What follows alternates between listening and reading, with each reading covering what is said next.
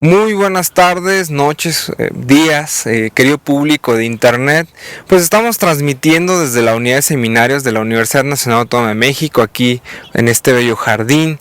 Y nos acompaña el doctor Jesús Mosterín. Hoy concluye su jornada de conferencias y talleres que impartió aquí en la Universidad Nacional Autónoma de México, la UNAM. Y pues estamos para realizar esta entrevista. Samuel León Martínez. Y Jesús Mosterín. Y Carlos Lim. En primera instancia, pues bueno, Samuel, quisiera que introdujeras esta breve charla que vamos a tener con el doctor Mosterín, pues para hablar sobre la vida, sobre los animales, que es un tema que usted ha venido trabajando mucho y sus últimas obras tienen que ver con esto. Bueno, hay que mencionar que hay que agradecer en parte o en gran parte la visita del doctor Jesús Mosterín. No pudo haber sido posible si no hubiera sido por el trabajo en colaboración por parte de la Facultad de Filosofía y Letras, por parte del programa universitario de bioética y por parte del proyecto Grado Cero. Y en este sentido, las conferencias que ha venido impartiendo el doctor Jesús Mosterín tienen que ver justamente, como los menciono, con un par de obras muy importantes de alto calibre que ha venido a presentar, en parte gracias a Alianza Editorial. Estas obras de las que estamos hablando son, por una parte, El reino de los animales y por otra, El triunfo de la compasión. Estas obras no tienen ni 2 años que se han escrito, están calientitas, recién llegadas a México, y es enhorabuena que el doctor ha venido también a exponernos de viva voz ideas muy importantes que vienen en estas obras. Y una de las ideas importantes sobre la que ha indagado mucho la filosofía, pero que algunas veces se ha llegado a perder en discursos sumamente oscuros, tiene que ver con incluso qué es la vida, qué podemos entender por la vida. Y es una de las cuestiones que el doctor Jesús Mosterín aborda en uno de estos textos, pero qué mejor que escucharla de viva voz. Bueno, en primer lugar, el libro El triunfo de la compasión no solamente es que sea reciente, sino que se ha impreso hace 10 días, por lo que ha tenido que ser traído en avión, lo cual rara vez ocurre con los libros, y por eso está ya aquí. Bueno, y respecto a qué es la vida, en el libro anterior, que se imprimió hace un año ahora, en el libro que es El reino de los animales, pues ahí sí que me planteo esta pregunta. Es una pregunta que no tiene una respuesta actualmente, por la sencilla razón de que no sabemos si hay vida solamente en la Tierra o si hay vida en otros sitios del universo. Claro, lo que podemos responder muy bien es a la pregunta ¿qué es y cómo es la vida en la Tierra? Tiene la vida en la Tierra pues un fenómeno que tiene características como el desequilibrio termodinámico, es decir, la vida en la Tierra es algo que está en desequilibrio y por lo tanto que es muy difícil de mantener, es algo muy frágil, algo que en cualquier momento se cae y se derrumba, pues son los seres vivos, siempre estamos a punto de morirnos y necesitamos hacer cosas muy raras para mantenernos en vida. Por ejemplo, una célula de nuestro cuerpo, tenemos millones de células, constantemente está trabajando para mantener fuera los átomos de los iones de sodio y dentro los iones de potasio, que no se le escapen por la membrana, y eso es tan importante para la célula que gasta más de la mitad de toda su energía solo en eso. Entonces son muchas cosas que hay que hacer para mantenernos en vida. Y bueno, eso significa que estamos en desequilibrio termodinámico. Las cosas que están en desequilibrio termodinámico pues tienen mucha entropía y son, pero no tanta que ya no vayan a cambiar más, porque con cada cambio la entropía aumenta. Bueno, también se dice que los seres vivos nos reproducimos, y es cierto, los seres vivos en efecto nos reproducimos, pero hay algunas otras cosas que también se reproducen. Se dice que los seres vivos, pues, por ejemplo, metabolizamos, es decir, ingerimos cosas, las transformamos y las volvemos al medio exterior, pero esto lo hacen también los automóviles, por ejemplo. O sea que hay muchas definiciones de la vida, ninguna de las cuales es satisfactoria. Lo que se puede hacer, y es quizá lo mejor que tenemos si las unimos todas. También se ha dicho que la vida es lo que evoluciona por evolución darwinista, y es cierto. pero hay otras cosas que también. Pero si decimos la vida es lo que está en desequilibrio termodinámico y los objetos vivos se reproducen y además pues metabolizan y además evolucionan así asado y además podemos dar varias notas. Y bueno, parece que sí, que es una descripción adecuada de la vida tal como la conocemos. En realidad, para la vida terrestre podríamos añadir muchas más cosas, porque por ejemplo todos los seres vivos que conocemos pues codifican la información que contienen en forma de DNA. Todos.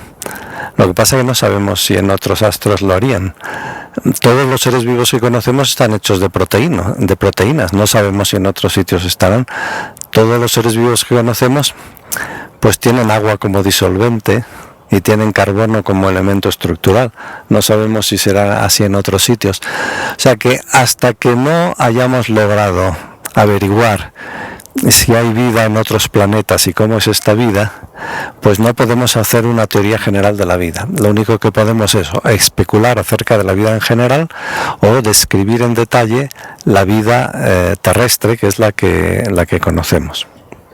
En ese sentido, quizá fue por lo que Aristóteles también mencionó que sobre la vida animal, y es uno de sus tratados, uno de los más extensos, solamente podemos decir que se trata de una historia de la vida animal, y quizá no tanto como usted ha mencionado. Si tuviéramos elementos, si pudiéramos tener un espécimen no vivo, al menos un rastro de un espécimen que en algún momento vivió de otro confín del mundo, del universo, podríamos quizá tener elementos para hablar de una teoría general de la vida.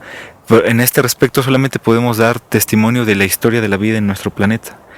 Pero lo que ha venido a platicarnos hoy es de una vida muy particular. No es de la vida vegetal ni del reino fungi, sino de la vida animal. Y en este sentido, ¿cuál considera usted que es la característica detonante de la vida animal? Bueno, lo primero que se tiene que producir es que los primeros seres vivos terrestres durante miles de millones de años eran procariotas, es decir, eran procarios. Los procarios son animales seres vivos que están compuestos de células eucariotas, que son las más primitivas, son mucho más pequeñas, etcétera. Y luego nosotros, todos los animales, estamos hechos de otro tipo de células que se llaman células eucariotas, que son 10.000 veces más grandes, que tienen un núcleo, que tienen membrana del núcleo, que tienen cromosomas, que el DNA está organizado en cromosomas que están en el núcleo, en fin. Son mucho más complicados y mucho más grandes y surgieron precisamente como simbiosis de diversos seres vivos procariotas. O sea, por eso nuestras células pues siguen siendo en parte como simbiosis o repúblicas de bacterias. Y por eso algunas siguen teniendo su propio DNA, como pasa con las mitocondrias, que tienen el DNA no nuestro, sino el de las bacterias de las que proceden. Bueno, pues nosotros los animales somos eucarios, es decir, estamos hechos de células eucariotas. Esto es el primer punto importante. Luego tenemos otras características. Por ejemplo, los animales nos reproducimos sexualmente. La reproducción sexual es una reproducción muy extravagante, muy complicada, que gasta muchísima energía de un modo innecesario. Y la reproducción más sencilla, que es la que tienen casi todos los seres vivos, es lo que nosotros llamamos la clonación. Es decir, que simplemente es la fusión o división de un individuo en dos iguales. O sea, tenemos aquí una pelota, pues se parte por la mitad y se divide en dos pelotas iguales, cada una de las cuales se vuelve a partir por la mitad. Eso es muy sencillo, y así es como se reproducen pues los organismos más numerosos, que son las bacterias, las arqueas y numerosos protistos, etcétera. Pero bueno, los animales no nos reproducimos así, sino nos reproducimos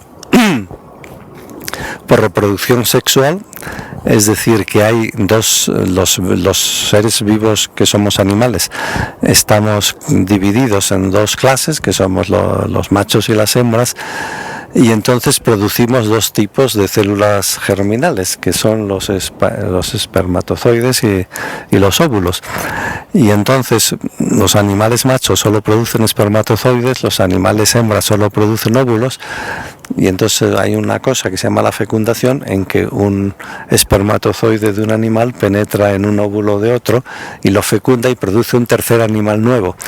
Bueno, aunque es mucho peor la reproducción sexual desde el punto de vista energético y otros, la gran ventaja que tiene es que es más creativa y produce más variedad.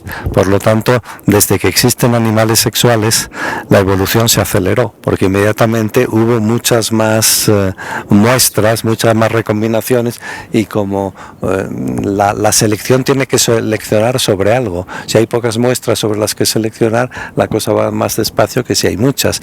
Entonces, gracias a que los hijos de los animales no son copias exactas de sus padres, pues resulta que la variedad de animales es enorme y está variando pues constantemente.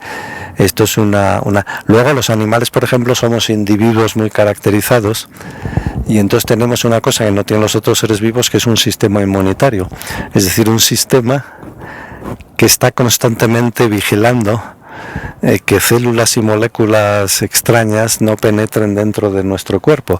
Y cuando penetra, por ejemplo, pues qué sé yo, una célula extraña, o penetra un virus, o penetra una bacteria, nuestro sistema inmunitario nos proporciona pues una especie de policía o de ejército interno que automáticamente ataca, rodea y tal, y bueno, y se establece como una especie de guerra entre los invasores y nuestro sistema inmunitario. Cuando gana el sistema inmunitario, pues casi ni nos enteramos, porque no pasa nada. Y cuando ganan los invasores, entonces nos ponemos muy enfermos, y entonces sí que nos enteramos. Y entonces pues hay que dejar más tiempo al sistema inmunitario, o hay que completarlo con antibióticos artificiales y otro tipo de fármacos. Pero bueno, los animales, como digo, pues tenemos, si decimos que somos eucarios, que nos reproducimos sexualmente, que esto último que decíamos, lo del sistema inmunitario, pues estas ya son cosas muy importantes de los animales. Otra nota importante de los animales es que los animales producimos energía quemando con oxígeno las cosas que comemos, y es que es a lo que se llama respirar. Los animales respiramos, es decir, bueno, comemos por la boca y llevamos por la sangre los alimentos a las células, pero introducimos oxígeno por la nariz y hasta los pulmones, y luego la sangre la cargamos de oxígeno en los pulmones y la llevamos a las células, y las células emplean este oxígeno que lleva la sangre para quemar la carne, en fin, las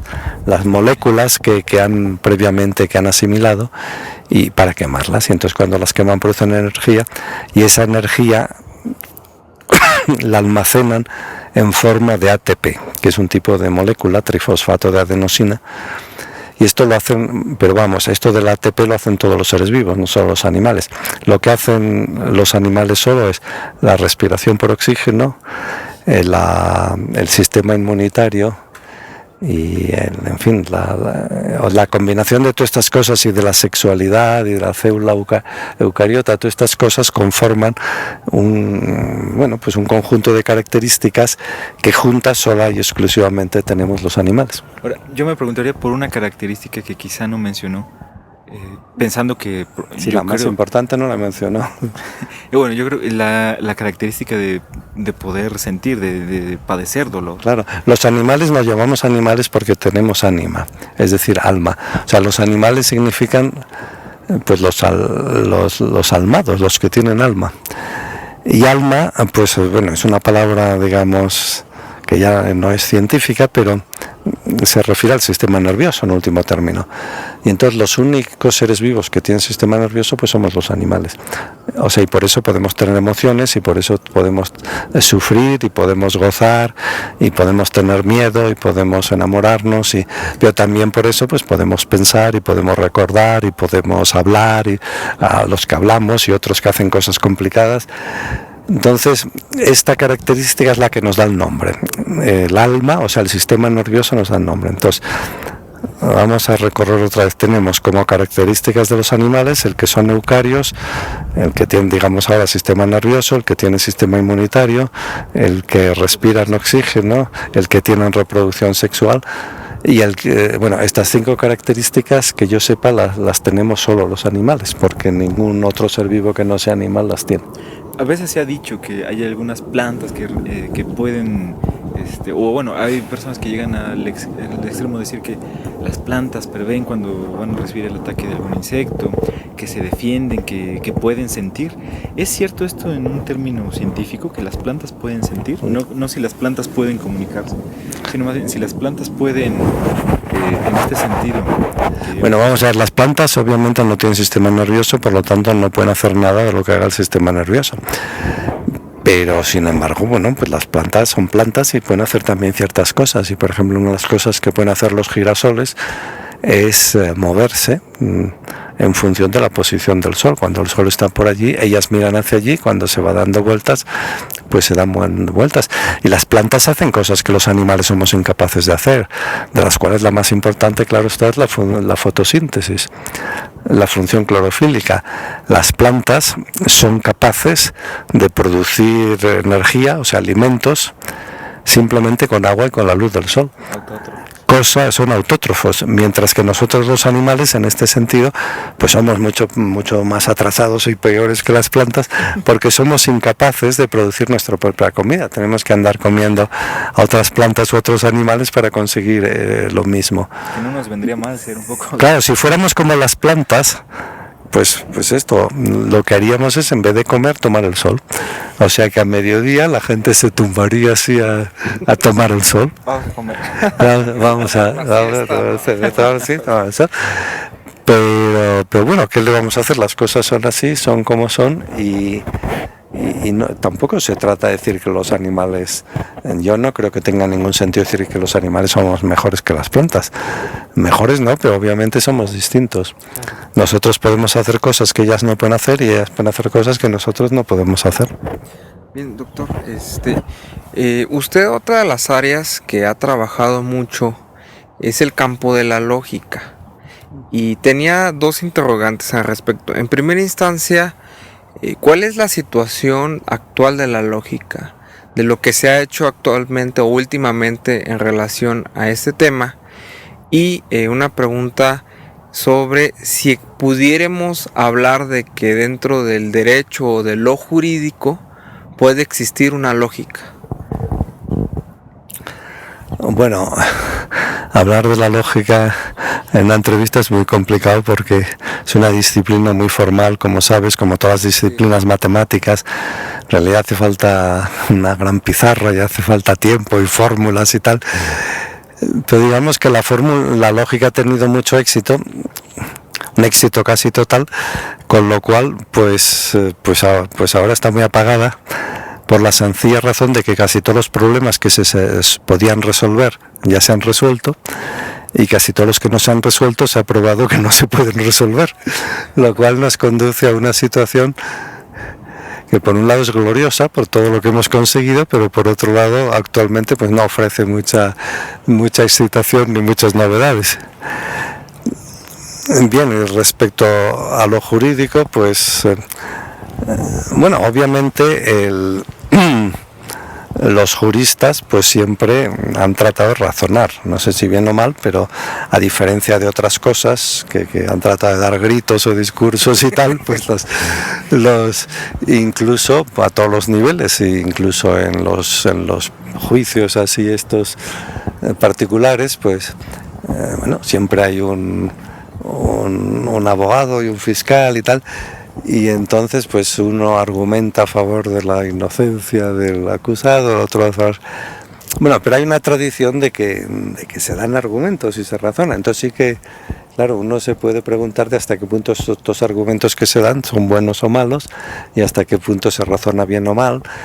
Y sí ha habido, yo no conozco bien el tema, pero naturalmente ha habido diversos filósofos que han tratado de hacer lo que han llamado una lógica jurídica, que normalmente ha solido ser pues como una reinterpretación de la lógica de la lógica modal. La lógica modal, pues según cómo se reinterprete, se convierte en lógica deóntica o se convierte, en fin, en lógica epistémica, en lógica jurídica, en lógica de diversos tipos. Simplemente donde la lógica modal habla, por ejemplo, de lo posible, la jurídica habla de lo permitido, y donde la lógica pues modal habla de lo imposible, la lógica jurídica pues habla de lo prohibido y cosas por el estilo, ¿no? Pues sí, esto se puede hacer y se ha hecho. Yo conozco algunos autores que han trabajado en el campo y que han publicado algunos libros y artículos y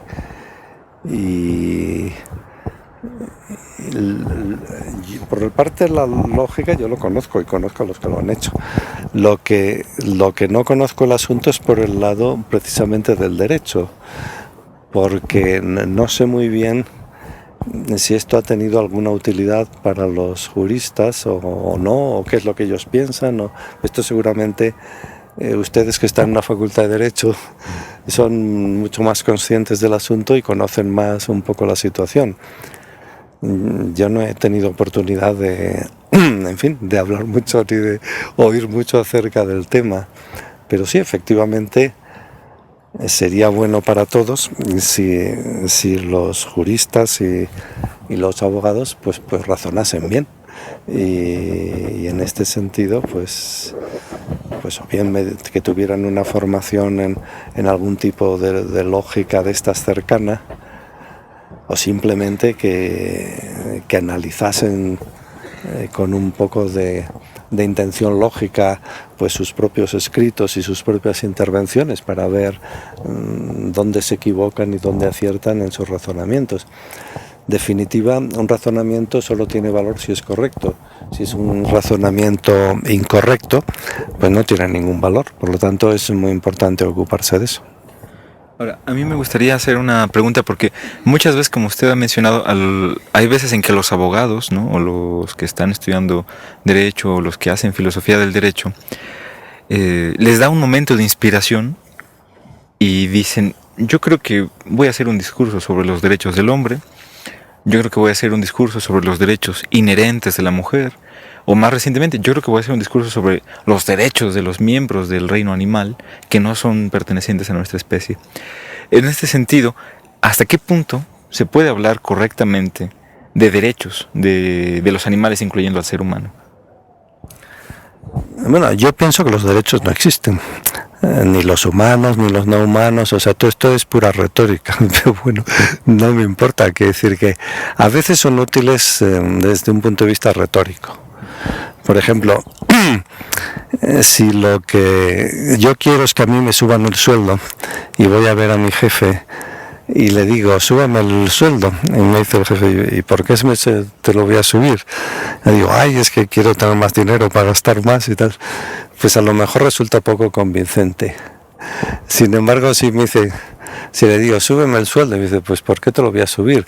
Digo, pues súbeme el sueldo porque yo tengo un derecho intrínseco, inherente, absoluto a cobrar un sueldo más alto y tal. Bueno, pues a lo mejor se convence y me sube el sueldo.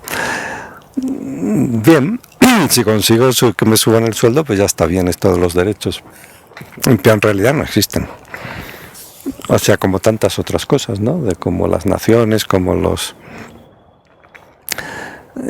lo que sí existe naturalmente pues son los animales concretos, incluidos los seres humanos concretos, el cerebro de estos animales, y por lo tanto existe el placer, existe el dolor, existe el sufrimiento, existe la compasión, existen las emociones morales, la compasión, en fin, el amor propio, existe la envidia, existe el odio, existe el amor, existe el miedo, todas estas cosas existen y existen en nuestro cerebro, que es donde existen las cosas que existen de este tipo psicológico. Pero claro, esto de los derechos, pues bueno, es meramente una terminología de moda, pues como antes lo fue lo de los deberes. Ahora ya nadie habla de deberes, todo el mundo habla de derechos, anteriormente lo fueron otras.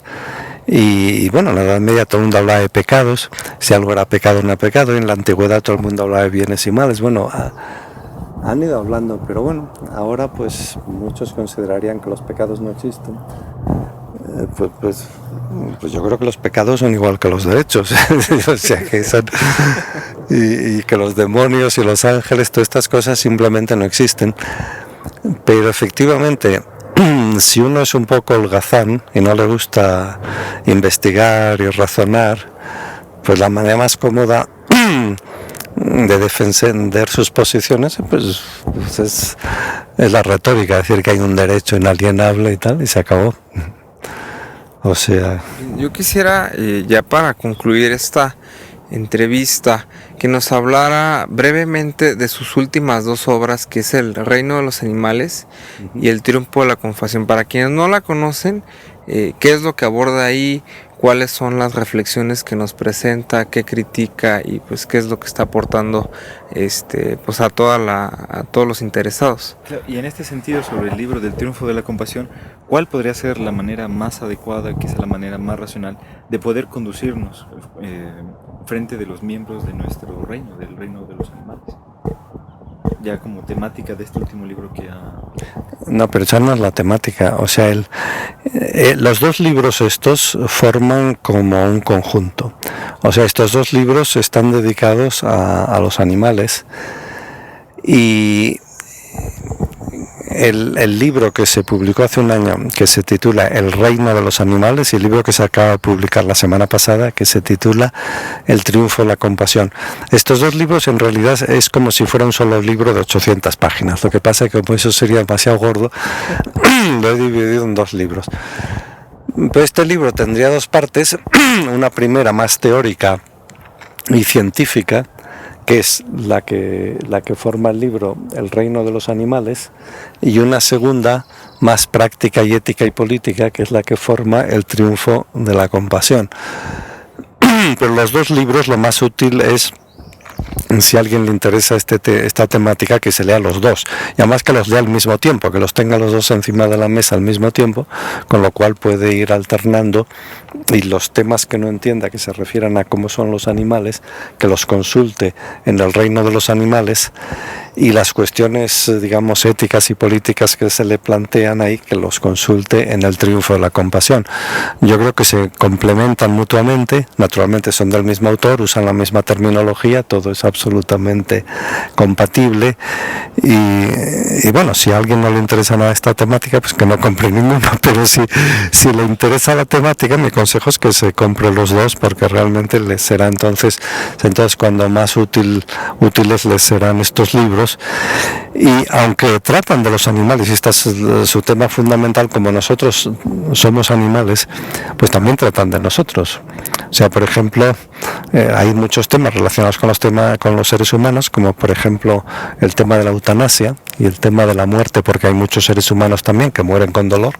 Yo esto lo trato dentro del tema de la muerte de los animales y cómo hay que matar a los animales, incluidos a nosotros mismos, pues que somos animales. Y lo mismo, pues otros temas de diverso tipo.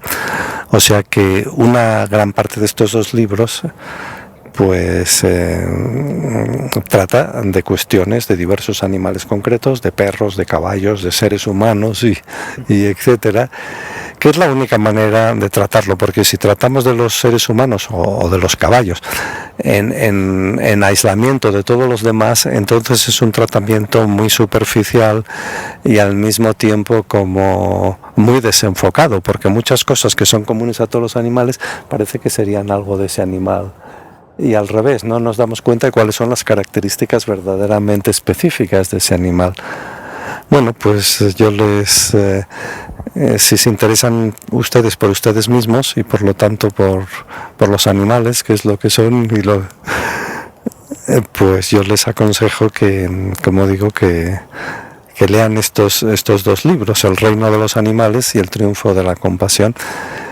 Y nada, ojalá que entre todos consigamos que nos conozcamos mejor a nosotros mismos, que conozcamos mejor a nuestros parientes, los otros animales, y que aprendamos a vivir en paz entre nosotros y con la naturaleza, y no seamos tan agresivos y destructivos. Pues Bueno, pues sin más por el momento, nuevamente agradecemos al doctor Jesús Mosterín por este tiempo que nos ha obsequiado. Han sido días muy ajetreados para él dentro de aquí de la UNAM, pero muy enriquecedores para la comunidad que ha tenido oportunidad de estar. Y bueno, los invitamos a que sigan esta y otras entrevistas en nuestro canal de YouTube, Proyecto Grado Cero. Muchas gracias.